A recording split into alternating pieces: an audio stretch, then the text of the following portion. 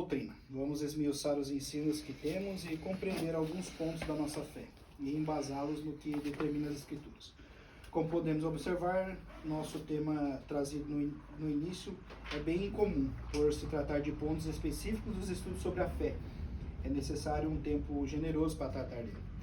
Como os irmãos devem ter visto, isso são sete dispensações, né? Nós vamos tratar elas bem superficiais, porque não é o ponto da lição em si, mas eu queria que vocês entendessem o que são elas e como são elas. Vamos aos estudos então. Para dar start, vamos buscar entender o que seria então o termo dispensação e qual o seu efeito dentro da doutrina cristã e por qual motivo ele se faz importante ao nosso conhecimento. A doutrina da dispensação, de forma simplória, tem por objetivo ditar que as Escrituras dividem o tempo. Esse tempo é repartido em 7 períodos ou fases, denominadas dispensações. Efésios 3, 2.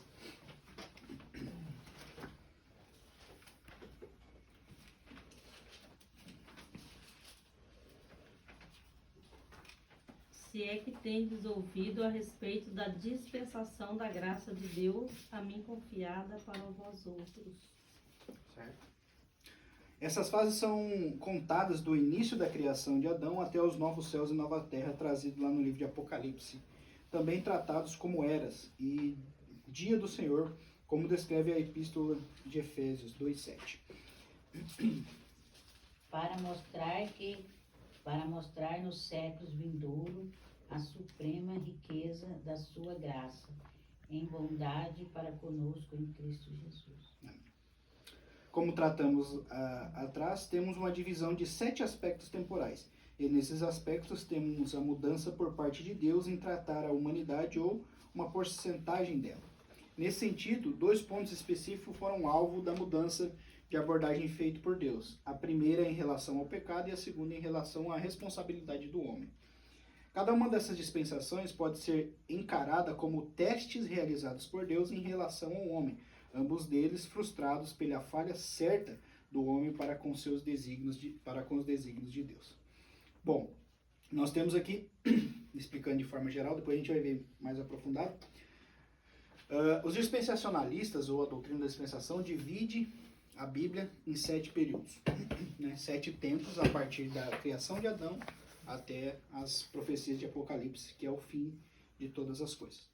Nessas dispensações, eles entendem que Deus fez alguns testes com o homem, ou colocou algumas provas com o homem, para que ele fosse aperfeiçoado. No entanto, em nenhuma delas ele se deu bem, vamos dizer assim, né? Então eles tendem a colocar essas provas e dividem essas provas para que cada uma delas corresponda a um período exato dentro do contexto bíblico todo. Nós, presbiterianos, não cremos nesses 7 divisões, nós cremos em 2 apenas, 2, mas não desse contexto aqui que eu vou mostrar para vocês. Depois eu vou explicar o porquê nós não cremos nessas dispensações. E vamos aí, a primeira dispensação, o homem inocente. Essa dispensação vai desde a criação de Adão em Gênesis 2:8 até a sua expulsão do Éden. Adão é criado inocente, ignorante do bem e do mal. Foi colocado no jardim do Éden com a sua esposa Eva. Posto sob a condição de abster-se do fruto da árvore do conhecimento do bem e do mal, a dispensação da inocência resultou no primeiro fracasso do homem. Terminou em julgamento. Vamos ler só um dos pontos aí, em Gênesis 1:26.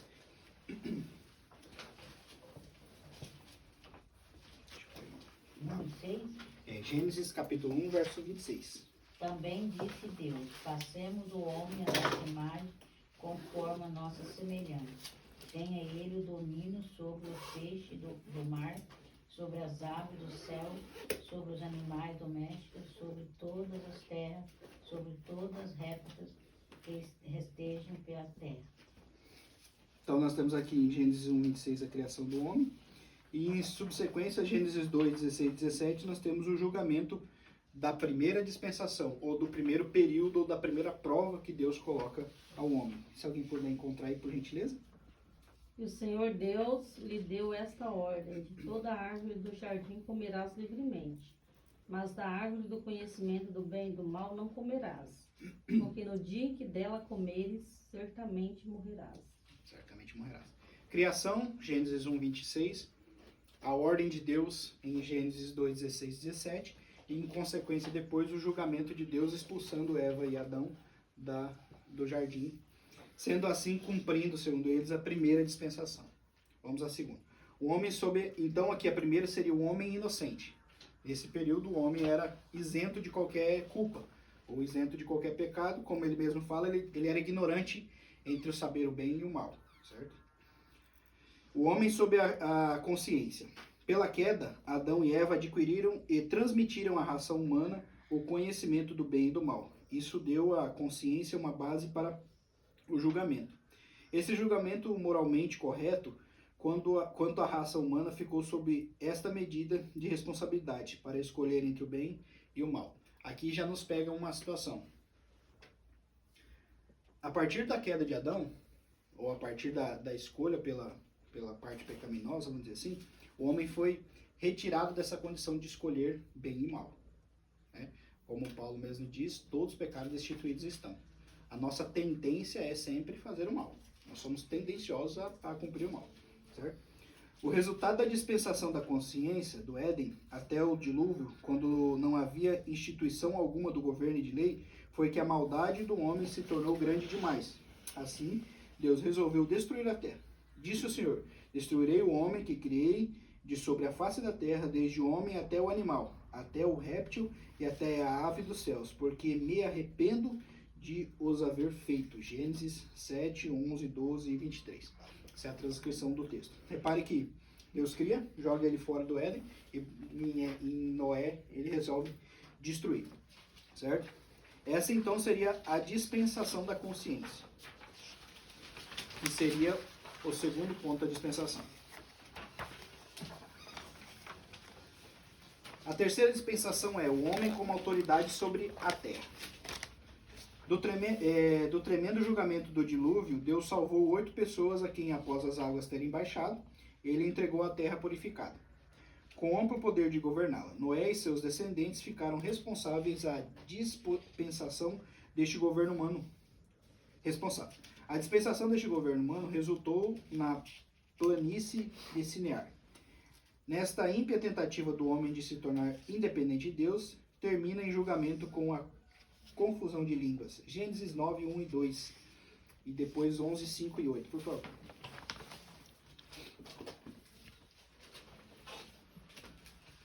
Abençoou Deus a Noé, seus filhos, e lhe disse: sede fecundo, multiplicai-vos e enchei a terra. Pavor e medo de vós virão sobre todos os animais da terra, e sobre todas as aves do céu.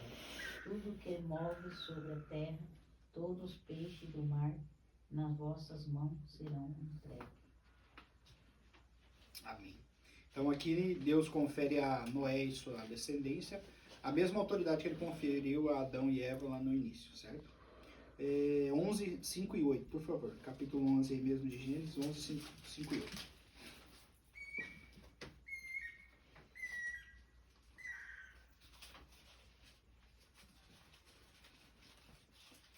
Então desceu o Senhor para ver a cidade e a torre que os filhos dos homens edificavam. E o Senhor disse: eis que o povo é um, e todos têm a mesma linguagem. Isto é apenas o começo. Agora não haverá restrição para tudo que intentam fazer. Vinde, desçamos e confundamos ali a sua linguagem, para que um não entenda a linguagem do outro.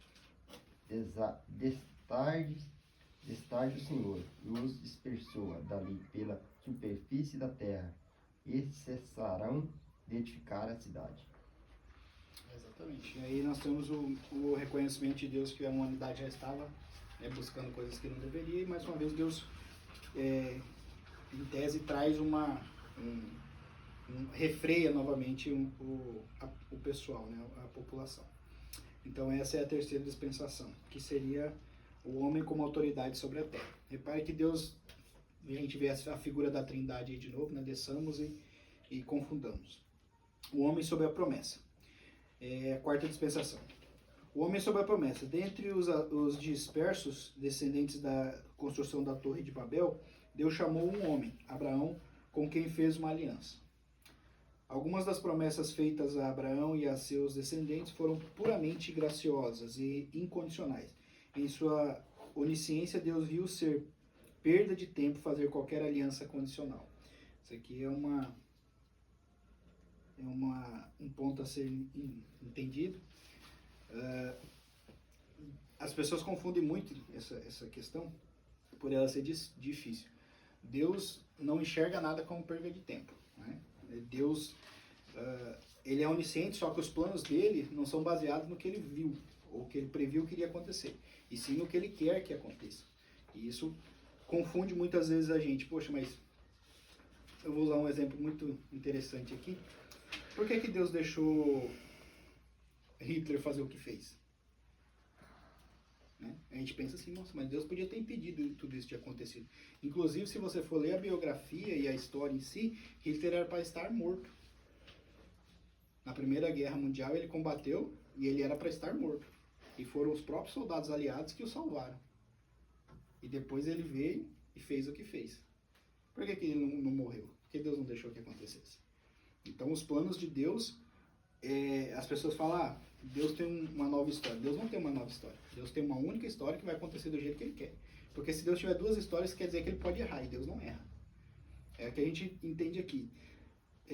Deus não usou de onisciência para ver que Adão era perca de tempo para a humanidade. Deus usou do plano dele. Ele entendia isso, via isso. Visto que o homem sempre fracassa, esta última aliança tem sido e será totalmente cumprida. Outras alianças foram condicionais sobre a fidelidade e obediência de Israel. Todas foram violadas, tendo a quarta dispensação resultado em fracasso, com o castigo do povo no cativeiro egípcio. O livro de Gênesis começa com as sublimes palavras: no princípio criou Deus os céus e a terra, e terminou em um caixão funerário no Egito, fruto de novo fracasso rebelde do povo.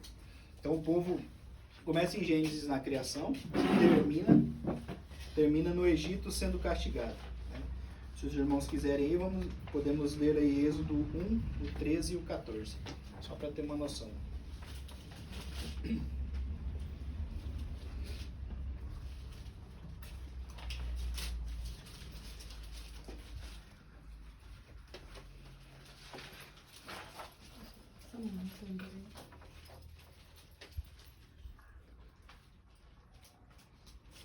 Então os egípcios, com tirania, faziam servir os filhos de Israel, e lhes fizeram amargar a vida com dura servidão, em barro e em tijolos, e com todo o trabalho no campo, com todo o serviço em que na tirania os serviam.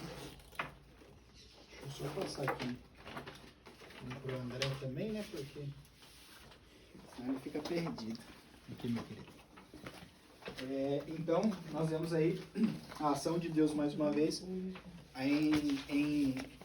eu não diria julgamento, né? Mas em repreensão ao povo, levando eles para o Egito, né? E depois a gente vai ver essa situação do Egito, né? Quanto à Páscoa que Deus faz. A quinta dispensação, o homem sobre a lei. Novamente a graça de Deus veio em auxílio do povo fracassado e redimiu-a das mãos dos opressores, o povo escolhido. No deserto de Sinai, ele lhe propôs a aliança da lei. Uma vez de pedir humildemente por um contínuo relacionamento com a graça, o povo presunçosamente respondeu: faremos tudo o que o Senhor nos ordenar. A história de Israel no deserto e na terra é um registro de flagrante e persistente violação da lei, terminando em multiplicadas admoestações. Deus conclui o testemunho do homem julgando Israel. Depois julga Judá, dispersando os seus habitantes pela Babilônia. Um pequeno remanescente retornou sob Esdras e Neemias, e logo em seguida Cristo veio. Nascido de mulher, nascido sob a lei, Gálatas 4:4, tanto os judeus como os gentios conspiraram para a crucificação. Êxodo, né? Romanos, são vários textos aí. Mas o nosso foco não é na dispensação em si, mas entender o que é dispensação. Aqui A quinta dispensação seria a dispensação da lei, que foi o período, né, entre a lei, entre o período em que Deus constitui a lei e a vinda de Cristo para cumprir a lei. O homem sobre a graça, agora então a vinda de Cristo. A morte vicária do Senhor Jesus Cristo introduziu a dispensação da graça, que significa favor imerecido. Deus justificando o homem sem exigir a justiça da lei. A salvação perfeita e eterna oferecida ao judeu e ao gentil vem com o reconhecimento e arrependimento do pecado, pela fé depositada na obra de Cristo. João. O resultado predito deste teste resulta em que, ao colocar o homem sobre a graça, os incrédulos e a igreja apostata serão julgados à medida e quantidade que a ele aprouver. Isso aqui já vem o julgamento de Deus sobre a igreja. Então nós temos agora, depois da dispensação, depois do período da lei, nós temos então o período de graça, né? Que seria após a morte de Cristo e a sua redenção à humanidade. Os que dormem serão ressuscitados junto com os crentes vivos para encontrar o Senhor nos ares, após ficar para sempre com o Senhor. 1 Tessalonicenses 4, 16 e 17. A seguir, em breve, período chamado de grande tribulação. Esse aqui entra nos tribulacionistas e não tribulacionistas. É uma questão escatológica. Augusto Nicodemos ele usa uma frase muito interessante, que ele fala assim que em escatologia você nunca pode conferir a certeza em tudo, né? A base do seu estudo é sempre pensando no que Deus pode fazer, porque nós não temos a plena certeza, né, dessas coisas. Justamente pelo que eu vou explicar aqui mais à frente, justamente porque são profecias. Né? São profecias e elas devem ser... se pega o livro de Apocalipse, se analisa ele, e nós, como reformados e presbiterianos, nós encontramos duas condições inerentes para a salvação ali, e isso deve ser o nosso patamar de tudo, né? E aí você vem amilenista, pós-milenista, pré-tribulacionista, temos várias definições, né, que é bom nós como cristãos entender, para entender onde a gente deve andar ali, mas isso não difere na nossa salvação. É porque quem dá a nossa salvação é Cristo, e Ele morreu na cruz por aqueles que são seus eleitos. Então isso não difere se eu sou...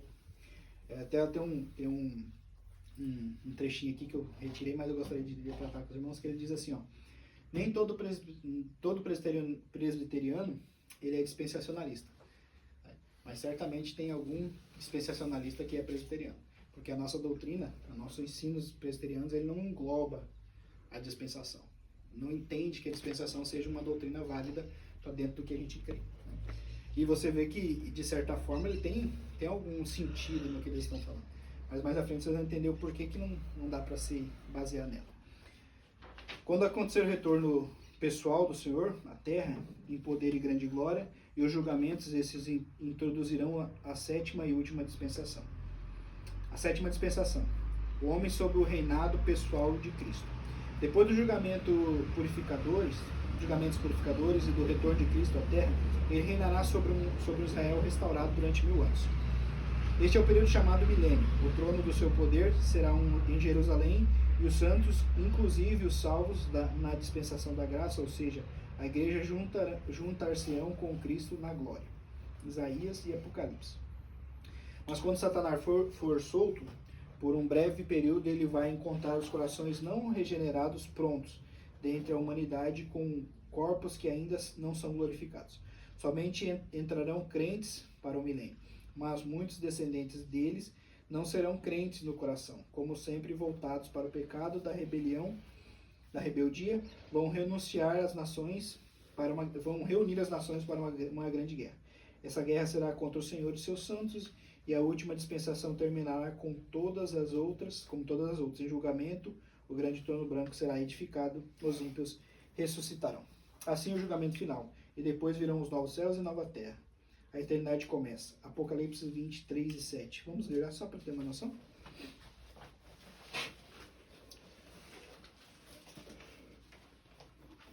Os ímpios ressuscitarão?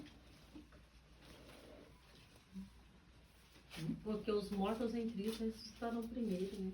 Depois vamos para o julgamento. Apocalipse, capítulo 20, o verso 3 e o verso 7. Só pra gente ter uma noção do que... É pra ler do 3 ao 6 ou só o 3 3 e o 7? Lê o 3 ou 7, se não for grande, a gente é melhor ainda. Até o 7. Isso. Lançou-o no abismo, fechou-o e pôs selo sobre ele, para que não mais enganasse as nações, até se completarem os 1000 anos. Depois disso, é necessário que ele seja solto pouco tempo. Vi também tronos, e nestes sentaram-se aqueles aos quais foi dada autoridade de julgar. Vi ainda as almas dos decapitados por causa do testemunho de Jesus, bem como por causa da palavra de Deus. Tantos quantos não adoraram a besta, nem tampouco a sua imagem, e não receberam a marca na fronte e na mão. Na fronte e na mão. E viveram e reinaram com Cristo durante 1000 anos. Os restantes dos mortos não reviveram, até que se completassem os 1000 anos. Esta é a primeira ressurreição. Bem-aventurado o santo é aquele que tem parte na primeira ressurreição. Sobre esses, a segunda morte não tem autoridade.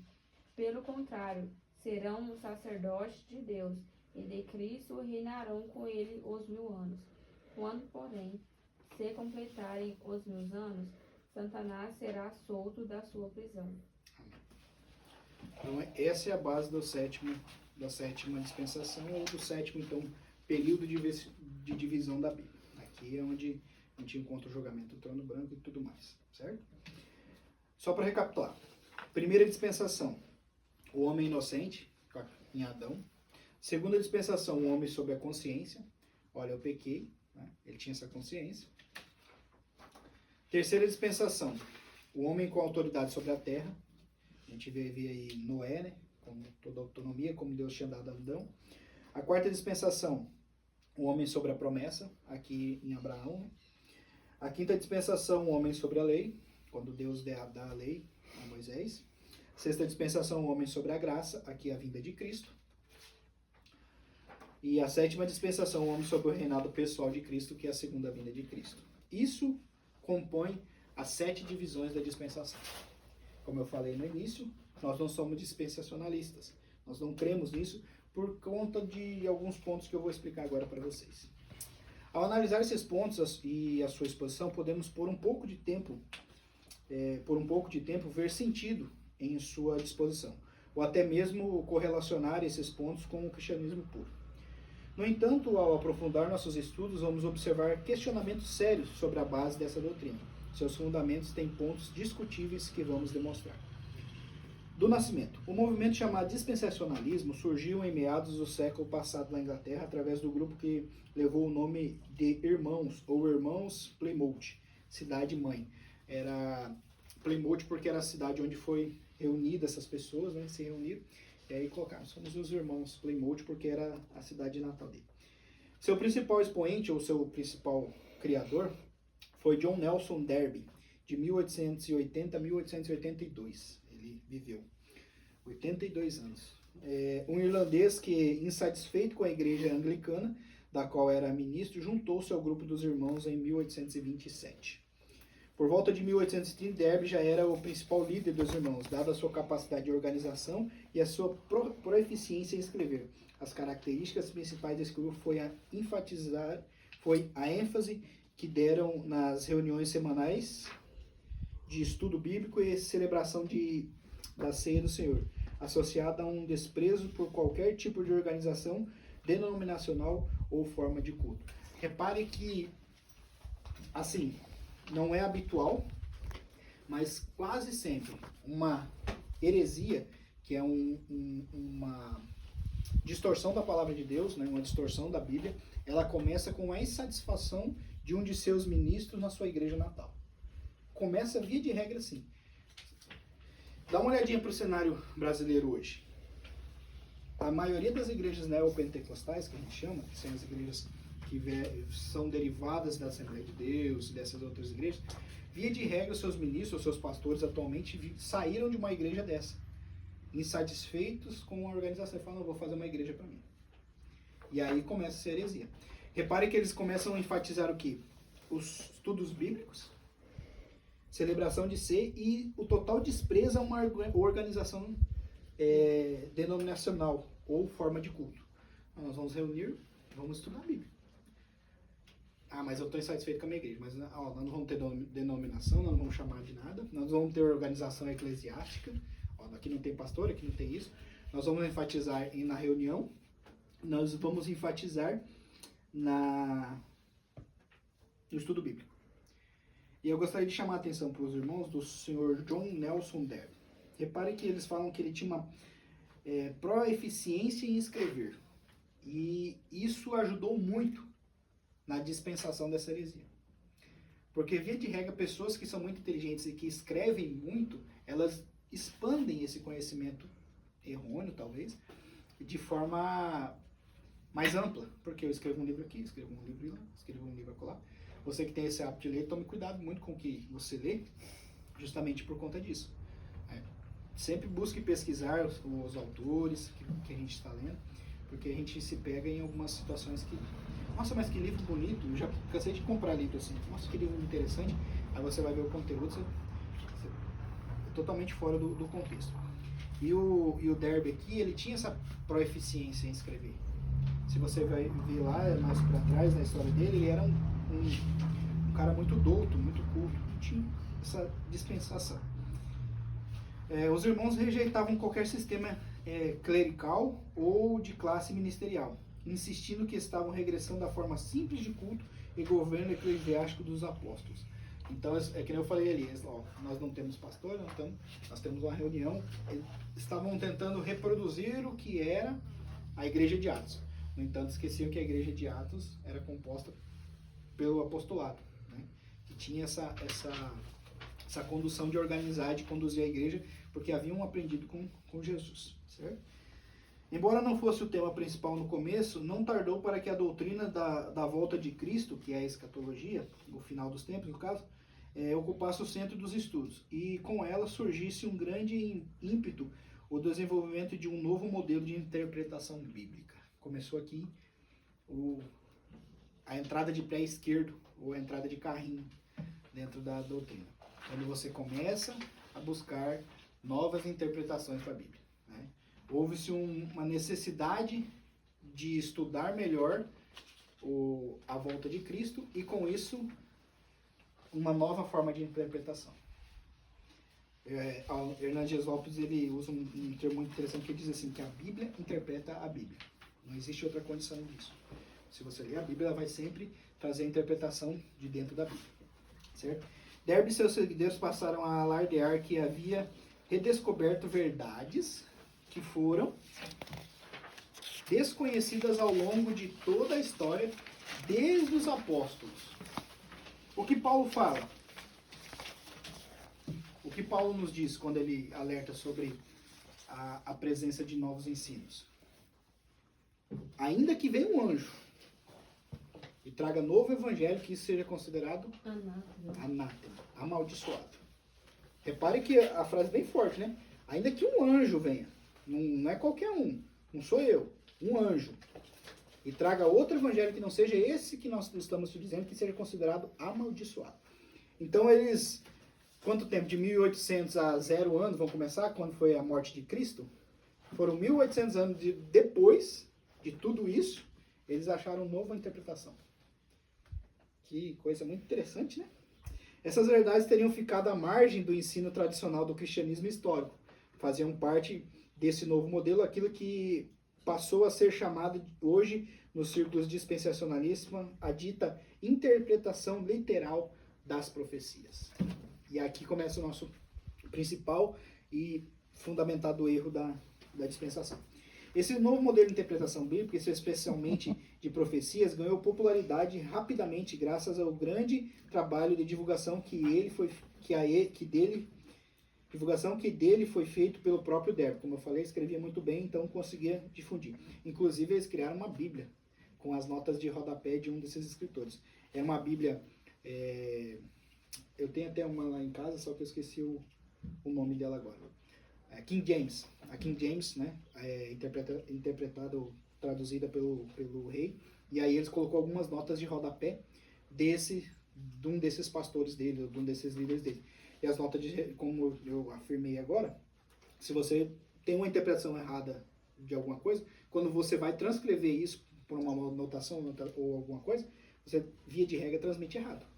Então essa Bíblia está cheia das anotações que eles entendiam, né? E isso tornava a Bíblia para eles uma coisa muito simples. Você lia as notas de rodapé, entendi já o que quer dizer. E nem sempre é isso. Essa no modelo de interpretação bíblica, especialmente de profecias, ganhou popularidade rapidamente, tá?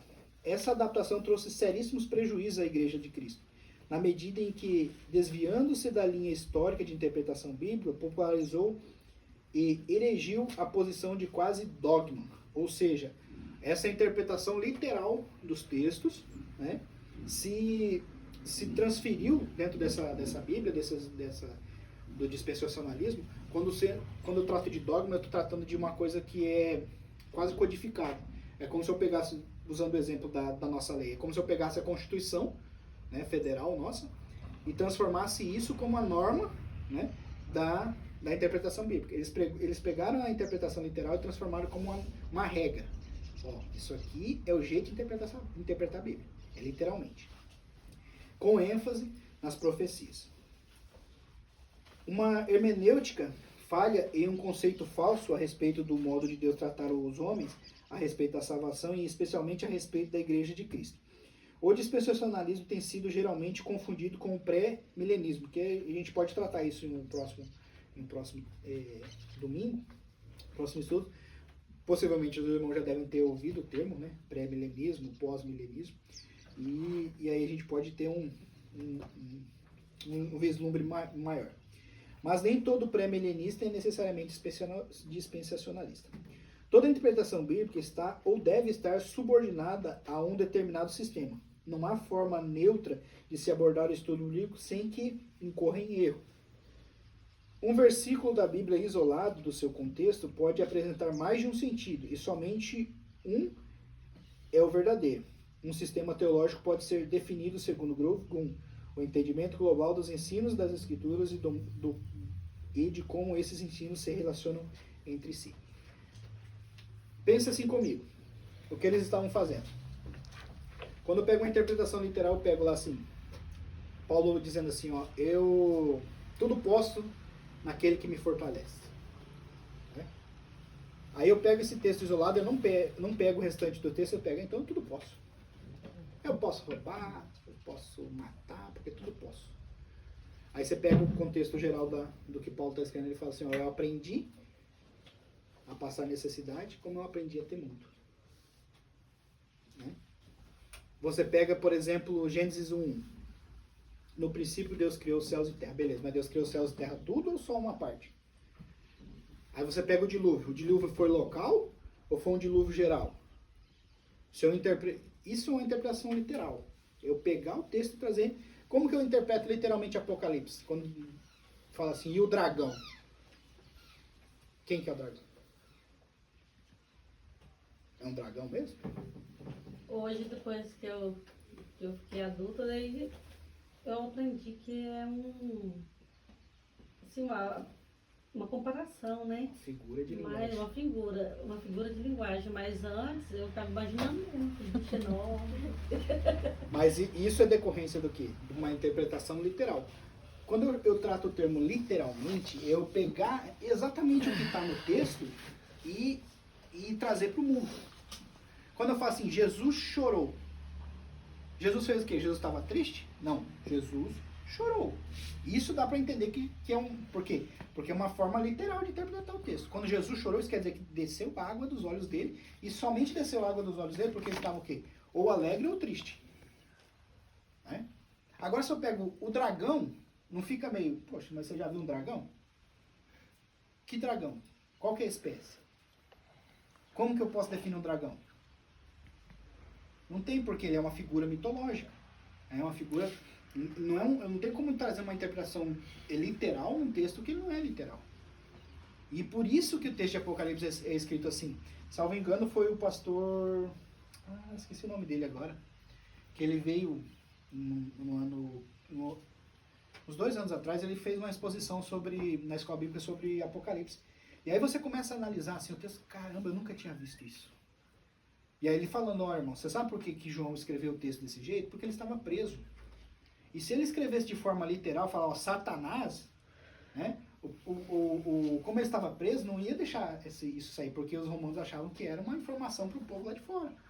Né? Então ele fez o quê? Ele fez como se fosse uma historinha mesmo. Ó, o dragão, olha, a lua, o céu, alegoricamente, né? Trazendo figuras mitológicas. Para quê? Para que não fosse barrado seu ensino. Somente quem entende isso vai ser a igreja, porque quando você lê dragão, você já associa a Satanás. Ah, não, é Satanás. Né? As 12 tribos, os anciões, quem que entende disso melhor, se não é a igreja que estuda a palavra, que tem essa possibilidade? Se eu chegar e falar, por que muitas vezes as pessoas que não estão na igreja, eles pegam ele para ler Apocalipse, ou que não tem essa habilidade, ou que não tem essa disciplina de ler a Bíblia, eles pegam o Apocalipse e ficam perdidos. Né? Aí, por quê? Porque a gente traz uma interpretação literal para o texto. Se eu trazer uma interpretação literal para um texto de Apocalipse, eu estou perdido. Né? E vi 7 candeeiros. E da sua boca saiu uma espada. E a cabeça cheia de chifre. E a besta que saiu do mar. 7 chifres, parece, né? Como que eu interpreto isso literalmente? Isso é um dos principais defeitos do dispensacionalismo.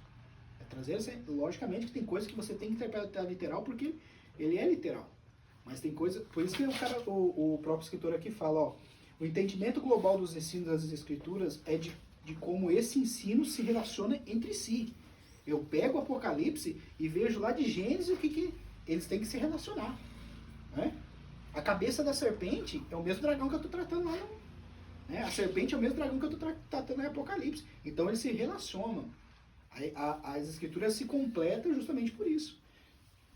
Aí você pega, por exemplo, você vai interpretar literalmente Cantares de Salomão. Você vai interpretar literalmente Salmos. Né? Tem coisas que você não vai conseguir. Então tem que ter um método interpretativo próprio. Ou que sistematize justamente isso. Por que nós, como presbiterianos, nós damos muita atenção para um pastor que é formado, né, que busca essa condição, que estuda muito? Justamente para isso. Nós que somos leigos nesse entendimento, vamos penar para entender essas coisas. Eles não, eles têm uma sistêmica, por isso que eles estudam, eles têm a teologia sistêmica. Né? Você estuda hebraico, você estuda grego, você estuda aplicação, interpretação, hermenêutica, exegese, você estuda teologia sistêmica, né, como eu falei. Para que a interpretação de um texto esteja correta, é preciso que ela se harmonize com o ensino geral global das Escrituras, e é o que geralmente se chama de analogia da fé. Então eu pego lá no fim e vejo se completa, né, com o que o restante da Bíblia diz. O sistema teológico... Você quer ver uma analogia de fé? O povo em Êxodo, quem que era a figura do cordeiro no Egito? Quem que era a figura de cordeiro? Jesus, né? Você viu como concorda?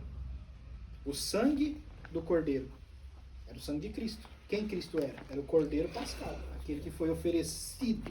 Então ela se completa, ela se analisa, entendeu? É muito gostoso de você analisar a Bíblia e ver ela nesse sentido. O sistema teológico de alguém, porém, pode estar errado, e com isso toda a interpretação à luz daquele sistema fica comprometido. Por isso é preciso que o próprio sistema esteja sendo sempre conferido, e se necessário ajustado com as Escrituras, para que possa conduzir a uma correta interpretação. Todo mundo sabe que a Bíblia, os pergaminhos delas, principalmente do Antigo Testamento, elas foram a grande maioria perdidos, né? Você não encontra mais. E como eles são muito antigos, nós não tínhamos, por ela ser hebraica, nós não tínhamos referências de escritas daquela época. Se perdia muito essa referência. Salvo engano, não sei se foi dentro desse século ou no século passado, foi encontrada uma caverna com pergaminhos escritos, somente escritos, não tinha nada a ver com a Bíblia, mas escrito próximo daquele período. Aí o que os historiadores fizeram? Eles compararam as letras, como se escrevia uma coisa ou outra, para trazer sentido. Entendeu? Aí você consegue, porque a nossa Bíblia atualmente, a interpretar ela é muito difícil justamente por isso. Você tem muita coisa perdida. Né? Por exemplo, hoje nós falamos muita gíria.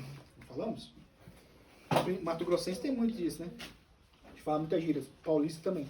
Imagine se eles estivessem falando dentro da Bíblia de uma gíria. Aí você traduzir literalmente uma gíria. Uma coisa muito interessante que eu aprendi com um amigo nosso, o Rodrigo, ele falando assim, pé de moleque. Eu comi um pé de moleque. Tô falando em português. Leva lá pro Oriente Médio. Fala, eu comi o pé de moleque. Ele vai achar que você é canibal. Tá comendo literalmente o pé do moleque. Entendeu? Eles são linguiça. Exatamente. Por quê? Porque não tem um contexto. É a mesma coisa que eu pegar a Bíblia e trazer algumas coisas, porque a gente não tem essa referência. A gente não viveu naquela época. Né? Então é difícil. É por isso que a interpretação, ele fala assim, muitas vezes a interpretação, o sistema tem que ser conferido e reconferido, para que traga pelo menos uma 90% de certeza do que está sendo dito. Por isso que a nossa igreja, eu gosto muito da doutrina da nossa igreja, justamente por isso. Nós investimos muito no ensino dos nossos pastores. Né? Porque eles não são largados, não. É 3 anos e não. Nós temos sempre essa aplicação. E eles Não sempre... é feita martelo. Exatamente. Eles têm sempre essa dedicação em estar aprendendo mais para que traga um alimento sólido para a igreja. Né? E falando demais, eu me perdi. Dos erros. Dos erros. Primeiro erro, então. Uma interpretação estritamente literal das Escrituras. Com isso, se quer dizer que todas as profecias feitas no Velho Testamento em relação a Israel deverão se cumprir literalmente e incondicionalmente em Israel, como nação ou como povo. Nenhuma promessa do Antigo Testamento, do Velho Testamento, portanto, se refere à igreja. Por isso, viola o princípio da literalidade. A profecia do Velho Testamento deve ser sempre entendida sobre perspectivas do Velho Testamento. Exemplo, se o Velho Testamento diz que Israel vai possuir a terra prometida para sempre, significa que a nação de Israel, o povo de Deus, deverá ter como possessão perpétua aquela porção geográfica do Oriente Médio. Certo? Essa era a profecia. Entendeu? A profecia era da... Não tem como eu trazer isso para o Novo Testamento. Até porque lá no Antigo Testamento não existia igreja ainda. Existia o povo de Israel. E ele está trazendo aquele... Vamos reler para a gente entender. Se o Velho Testamento diz que Israel possui uma terra prometida para sempre, significa que a nação, ou o povo judeu, lá de Israel, deverá ter como possessão perpétua, para sempre, estritamente, aquela porção geográfica do Oriente Médio. Se alguém disser que o verdadeiro Israel é hoje nação espiritual, 1 Pedro, depois a gente vai ler, quem quiser abrir, 1 Pedro 2, 9 e 10, aí eu vou terminar aqui de ler, a gente lê para complementar. Ou que a terra que os israelitas possuem era um tipo ou antecipação da nova Jerusalém celestial, está violando seu conceito. Entendeu como é que a literalidade funciona? E por que eu não tenho condição de aplicar isso em toda a Bíblia? Leia para mim, 1 Pedro 2, 9 e 10. Vou ser bem rápido, tá, gente? Não se preocupe não. Vós, porém, sois raça eleita, sacerdócio real, nação santa, povo de propriedade exclusiva de Deus, a fim de proclamardes as virtudes daquele que vos chamou das trevas para a sua maravilhosa luz.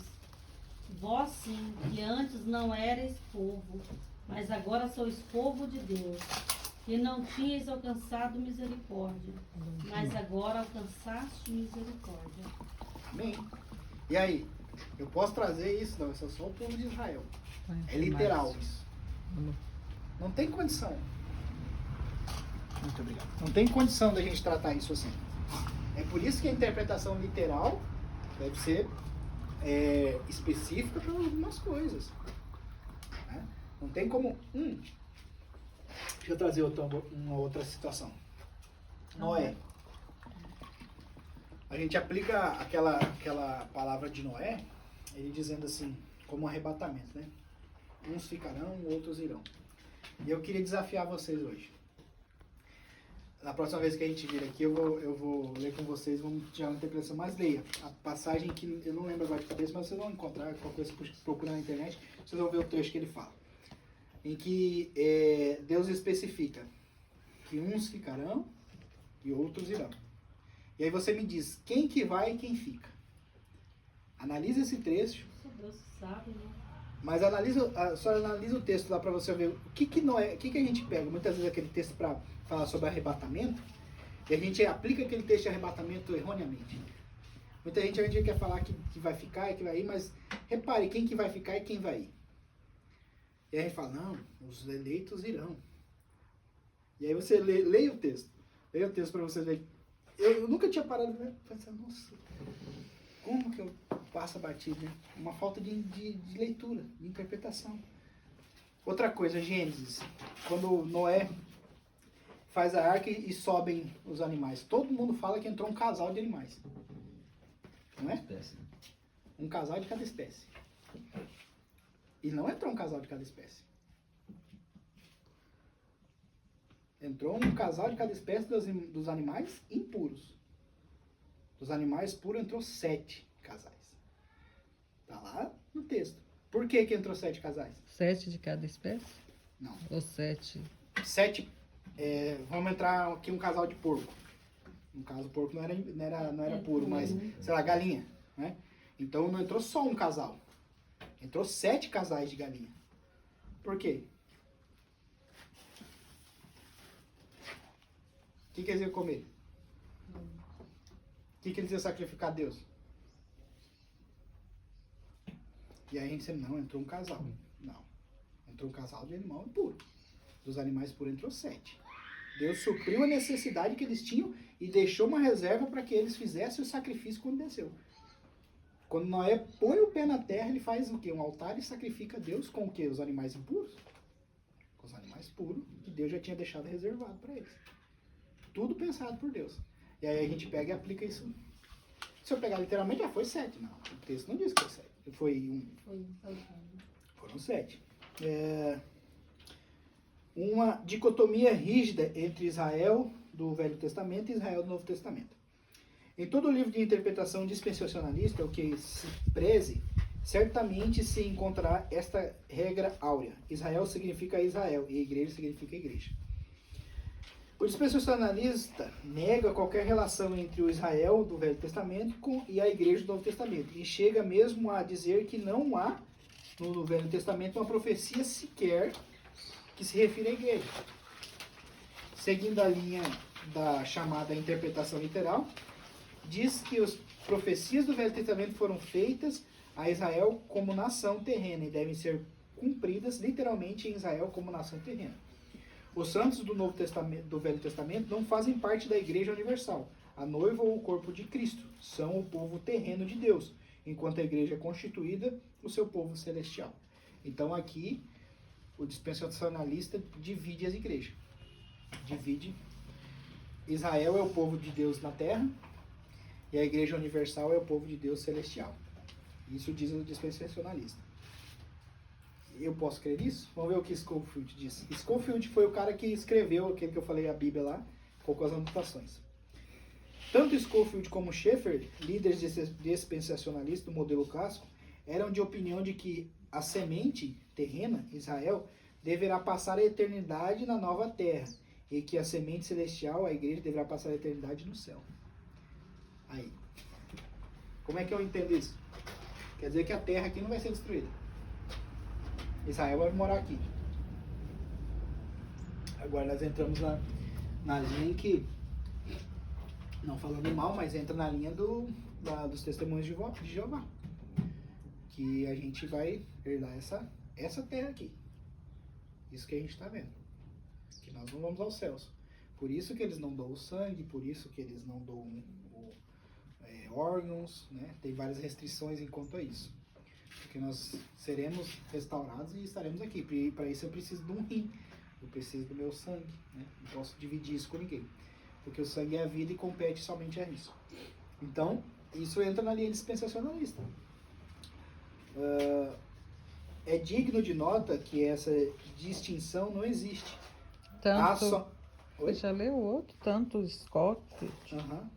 Tanto Scofield como o Schaeffer, líderes dispensacionalistas do modelo clássico, eram de opinião que a semente da terra Israel deverá passar a eternidade na nova terra e que a semente celestial, a igreja, passará a eternidade no céu. Então aqui a gente tem duas divisões aqui. Nós temos novos céus e nova terra e o céu celestial. Nós temos dois locais diversos, onde não Israel, como o povo de Deus, não entrar em contato com a igreja de Deus. Um novo furo na sistêmica. É digno de nota que essa distinção não existe. Há somente a igreja composta de todo tipo de pessoas, judeus, gentios e sem distinção. Paulo foi designado a pregar quem? Os gentios. E ele era o quê? Judeu. Como é que eu prego para um povo que é gentil se eu sou judeu? Aí eu vou falar, gente, vocês vão pro céu, mas eu vou ficar aqui. Tem lógica? É igual. Mas eu já vi um presbítero pregando lá em Minas. Aham. Ele pregou sobre isto que você está pregando hoje, mas ele diz que a terra vai ser um novo céu, que nós vamos ficar aqui, que tudo vai ser transformado. Assim que ele falou, assim, viu? Mas ele não deu assim nada escrito para nós, ele leu lá. Não, mas assim, a literalidade que eles estão dizendo aqui é que haverá uma divisão, né? Aí que eu tô falando, né? Pode existir a terra vai ser constituída de todos? Sim, mas não só de Israel. Pode ser que isso seja a verdade que eu tô falando, não tem como a gente aplicar a escatologia e falar que é isso verdade.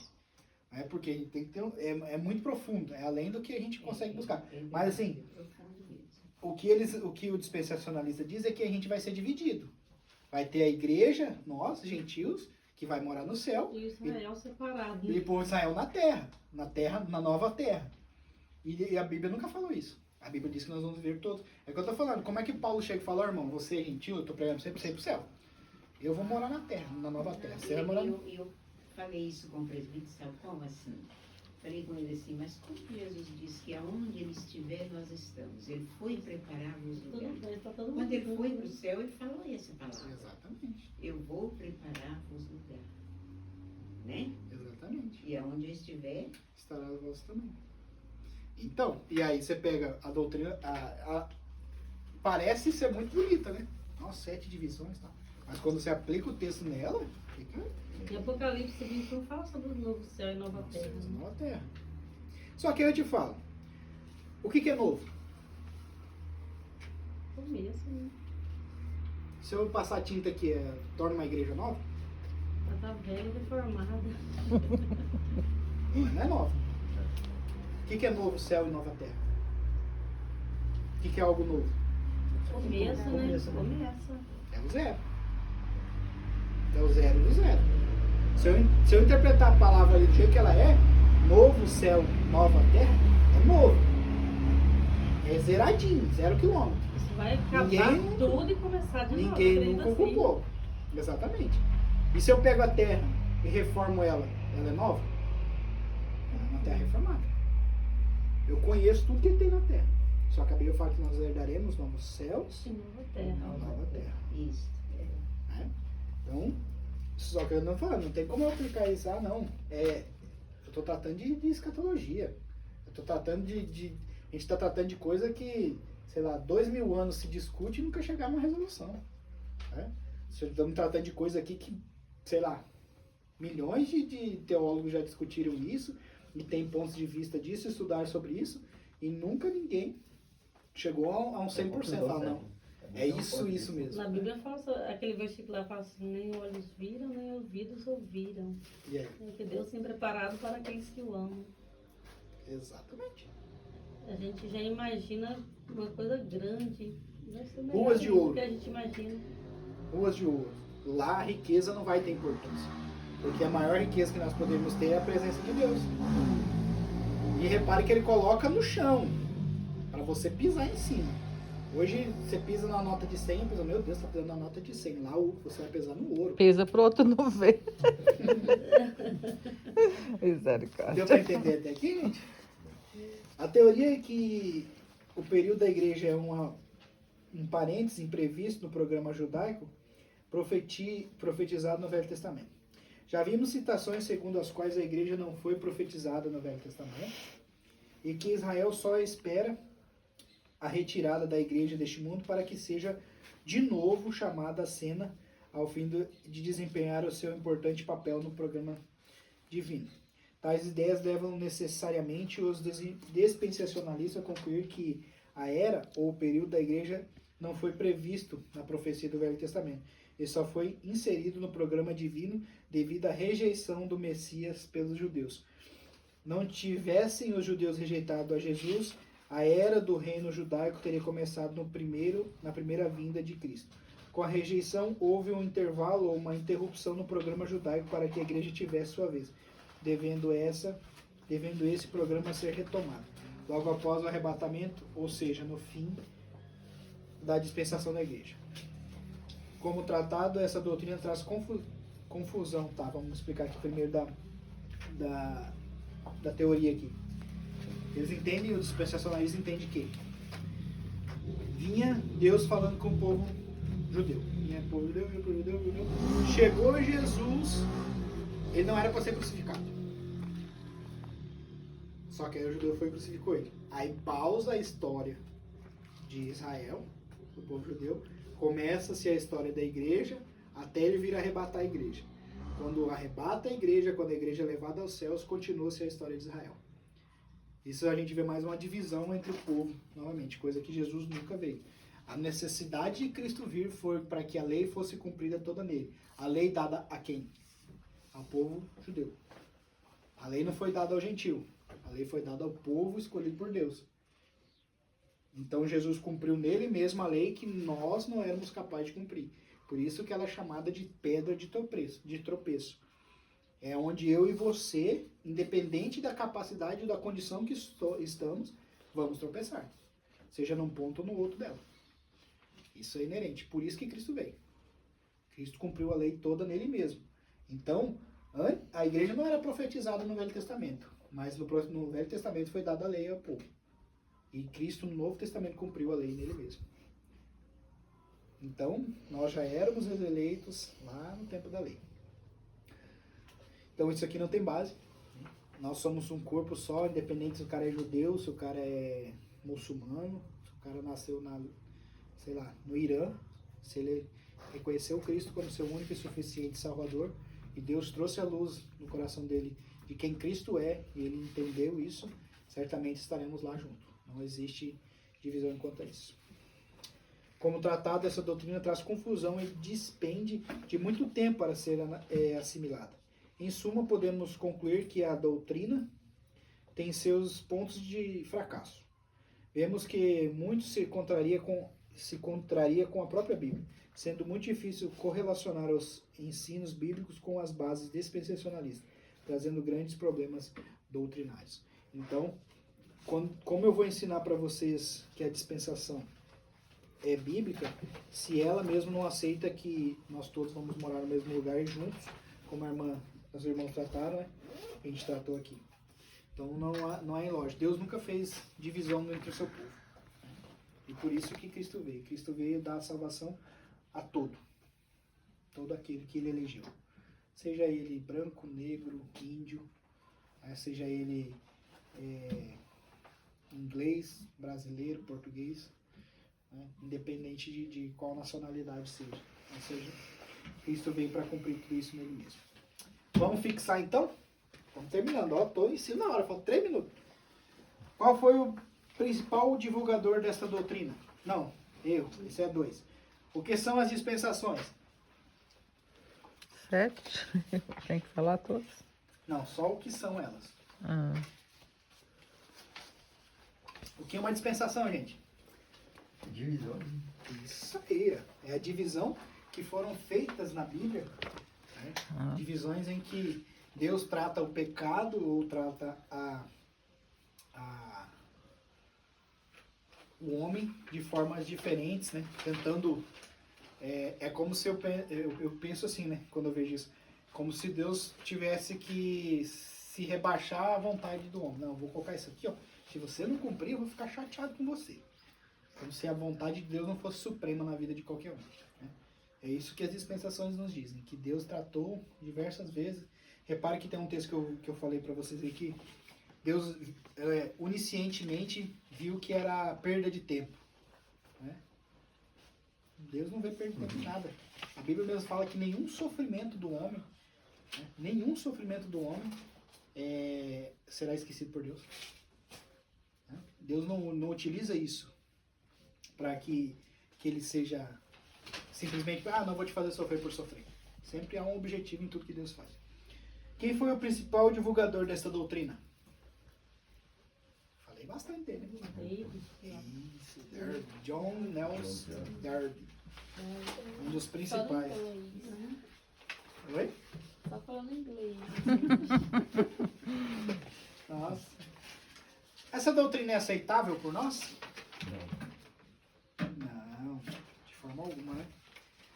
Não podemos inserir isso dentro da nossa, do que nós cremos, dentro da nossa doutrina, porque vai seriamente contra o que a gente crê. Quantas são as dispensações? 7. 10 para mim. Somos dispensacionalistas, sim ou não? Por quê? Essa fica para dever de casa. Tem um monte de dever de casa já. Tô contando. Não vai ganhar bombom no final do ano, hein? Tem que ser da Cacau Show, né, Amanda? Tem que chamar sexto, né? Só um pouco. Eita! Se o professor ganhar também. Gente, como vocês viram aí, foi um prazer sempre estar aqui. Gosto muito de estar lecionando aqui com vocês e gosto muito de falar sobre a palavra de Deus. É uma coisa que traz... Toda vez que a gente leciona aqui, a gente aprende sempre uma coisa a mais também, né? Às vezes você sai de casa com intento, mas aí você vai lendo, você vai debatendo aqui, você vai aprendendo sempre mais e fixando isso melhor, né? Então hoje, como eu falei, eu tinha uma dificuldade de entender isso. Quando eu comecei a estudar e hoje expondo a vocês, as coisas se tornam mais claras, mais limpas, né? Amém? Vamos orar então. Santo Deus, eterno Pai, na sua presença nós nos colocamos. Nós estamos aqui, Pai, nos sentindo abençoados pelo Senhor, Pai Santo, porque o Senhor dispensou um dia maravilhoso para estarmos aqui, um dia fresquinho, e o Senhor dispensou o tempo para estarmos aqui, Pai Santo, que estamos todos bem, de saúde, e os nossos pedidos são que o Senhor nos guarde e nos proteja, que o Senhor possa ir lá na minha casa, Pai Santo, que o Senhor possa olhar pela saúde do Leonardo, Deus, que o Senhor possa cuidá-lo dele, curá-lo dele, Pai Santo, porque cremos que o Senhor tem um propósito na vida dele também, Deus. E nesse dia que o Senhor possa nos abençoar, nos leve para o lar, para os nossos lares, Pai, em paz e segurança, e que nós tenhamos sempre essa pleno conhecimento de quem o Senhor é e de que os seus planos nunca se frustrarão, Senhor Deus, sempre se completarão, e que nós tenhamos sempre essa certeza de que nós herdaremos um reino celestial com o Senhor e adoraremos, Pai Santo, cada dia mais. É o que nós pedimos e nós te engrandecemos, Deus, em nome de Jesus. Amém. Amém.